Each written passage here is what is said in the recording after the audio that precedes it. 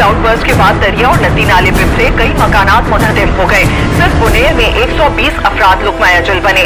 Now let's shift our attention to northern India, where an entire town was swept away in the Himalayas.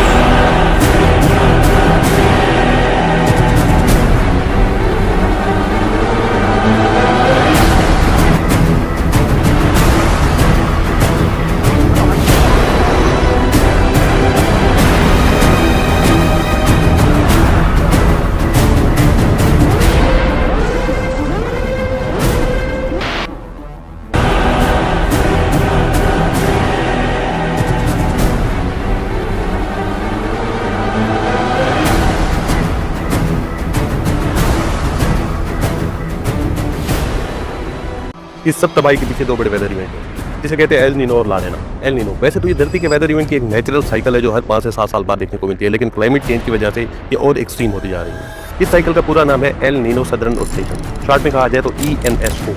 According WHO ये धरती पर दूसरा सबसे बड़ा phenomena है जिसके तहत मौसम बदलता है। इसके अलावा पहले नंबर पर जो है वो है धरती और सूर्य का रिलेशन। अर्थ जो सन के अराउंड रिवॉल्व करती है, जिसके तहत मौसम तब्दील होते हैं। लेकिन इस इफेक्ट के बाद दूसरा बड़ा इम्पैक्ट एल नीनो और ला नीना का ही पड़ता है।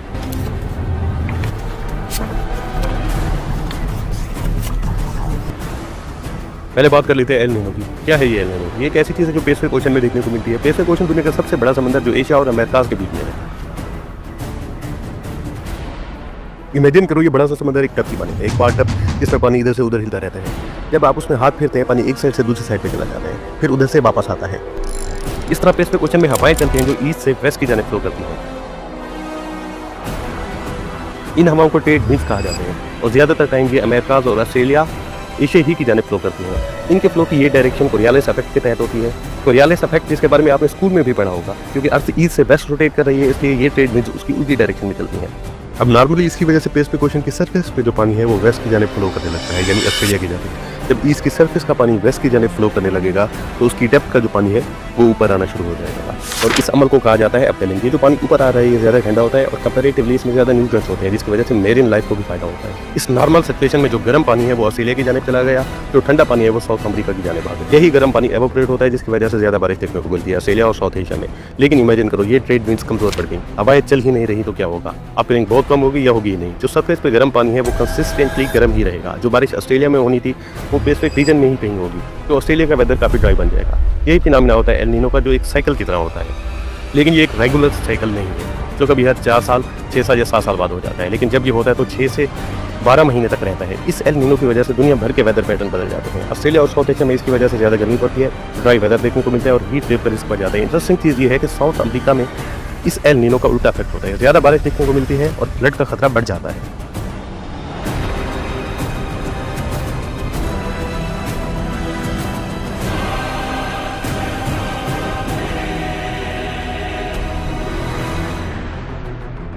इसके अलावा इसका उल्टा फिनोमेना होता है जिसे ला नीना कहते हैं। दोनों वर्ड्स फ्रेंच लैंग्वेज से लिए गए हैं। एल नीनो का मतलब है द वेव और ला नीना का मतलब है द गल। जो नॉर्मल कंडीशंस होती हैं पैसिफिक ओशन पे, जो नॉर्मल ट्रेड विंड्स चलती हैं वो एक्सट्रीम में चली जाए तो ला नीना पेयर होता है। इसका मतलब है ट्रेड विंड्स वेस्ट की जानिब से साउथ तरीके से मूव करना स्टार्ट कर देती हैं, जिसकी वजह से ठंडा पानी नॉर्थ अमेरिका साइड पे और गर्म पानी ऑस्ट्रेलिया साइड पे जाना स्टार्ट हो जाता है। ऑस्ट्रेलिया में ज़बरदस्त किस्म की बारिशें होना शुरू हो जाती हैं। इस केस में इसे ला नीना कहते हैं। ला नीना इवेंट्स मामूल के तौर पर ज़्यादा लंबे चलते हैं, ये 1 से 4 साल तक भी चल सकते हैं। 2018 के एल नीनो के बाद जब ला नीना आया 2019, 20, 21 में, तो वो इतना एक्सट्रीम चला गया ऑस्ट्रेलिया और साउथ एशिया में, उसकी वजह से फ्लड आना शुरू हो गए। और यही weather pattern India, Pakistan, Bangladesh और चाइना को भी अफेक्ट करते हैं, जो हैवी मूनसून और फ्लडिंग का रीज़न बनता है।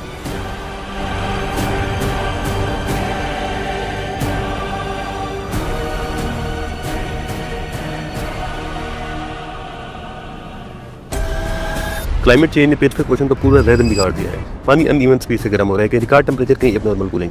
इस टेम्परेचर इम्बैलेंस ने ट्रेड विंड्स का नेचुरल फ्लो मैनिपुलेट कर दिया और इसी वजह से एल नीनो और ला नीना अपना पूरा करैक्टर बदल रही है। पहले ये साइकिल हर 2 से 7 साल में एक लिमिटेड ड्यूरेशन के लिए आता था, लेकिन अब ओशन हीट कंटेंट बढ़ चुका है।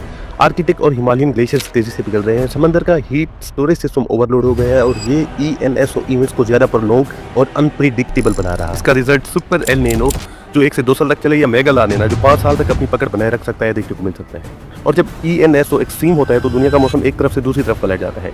साउथ एशिया का मानसून कमजोर पड़ता है, फसलें सूख जाती हैं, फिर ला नीना के दौरान इतनी ज़्यादा बारिश होती है कि पानी हर तरफ एक केओटिक सिचुएशन क्रिएट कर देता है। Now let's shift our attention to northern India, where an entire town was swept away in the Himalayas. Southern province of Guangdong have experienced the second heaviest August rains in at least 25 years as the seasonal monsoon has peaked. Exacerbated by climate change, the extreme weather has displaced thousands and threatens to cause billions of dollars in economic losses.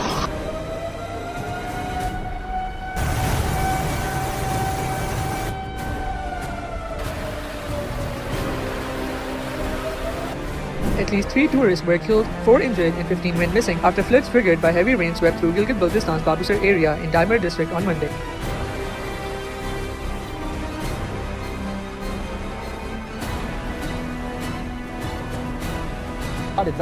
Pune में cloud burst के बाद दरिया और नदी नाले बिखरे, कई मकानात मुनहदम हो गए। सिर्फ पुणे में 120 अफराद लुकमा अजल बने। बहते रेले ने खेत बागात मलिया मेज कर रख दिए। बस सवाल ये है, ये नॉर्मल वेदर पैटर्न इतने एक्सट्रीम क्यों हो रहे हैं? वेल, ग्लोबल वार्मिंग ने ओशंस को ज़्यादा हीट अब्जॉर्ब करवाती है। जितनी ताकत पहले समंदर में स्टोर नहीं होती थी, अब वो एक ENSO फेज के दौरान एकदम रिलीज होती है। Study says oceans are absorbing 60% more heat each year than previously expected. Experts say data suggests it's because the Earth is more sensitive to fossil fuel emission. Polar ice melt और glacier ने समंदर की density और current system को बदल दिया है, जो ENSO का नेचुरल टाइमिंग डिस्टर्ब कर रहा है। एटमॉस्फेयर में ग्रीन हाउस गैसेस का लेवल इतना बढ़ गया है कि हीट ट्रैपिंग का इफेक्ट ENSO को एम्पलीफाई करता है, हर फेज को पहले से ज़्यादा एक्सट्रीम बना दिया है। एल नीनो के दौरान जो हीट एटमॉस्फेयर में छोड़ दी जाती है, वो अगले फेज को और वायलेंट बना देती है। फ्यूचर में इसका मतलब है साउथ एशिया और चाइना में एक साथ रिकॉर्ड तोड़ खुशहाली, अगले साल शहर डबोने वाले फ्लड्स आएंगे। फसलों का नुकसान, पानी की कमी, फूड प्राइसेस का एक्सप्लोजन और मास माइग्रेशन, ये कोई क्लाइमेट फिक्शन नहीं, ये हमारी आने वाली हकीकत है। ये है समंदर का बदलता रूप, जहाँ हर अगला ENSO पीले से ज़्यादा खतरनाक हो सकता है और हम सब चाहे चाहें या ना चाहें इस रोलर कोस्टर के सफ़र पर हैं।